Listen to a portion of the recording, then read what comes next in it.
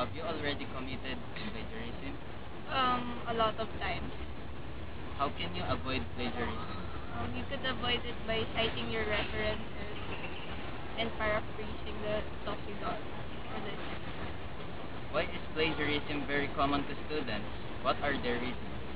I think it's very common because teachers don't really emphasize on the importance of citing the reference, and most of their reasons would be they don't have time to cite their reference.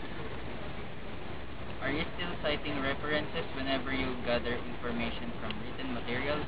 As much as possible, I try to cite my reference. What do you think will be the outcome to our community when people keep on plagiarizing? There would be no more original works from students rather than copied articles or other paper. Do you think our plagiarism policy is still effective? No, because even senators plagiarize.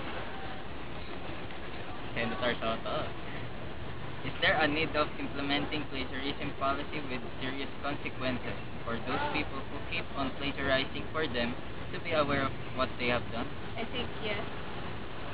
As a student, do you prefer to commit plagiarism when you have a lot of assignments and poor time management?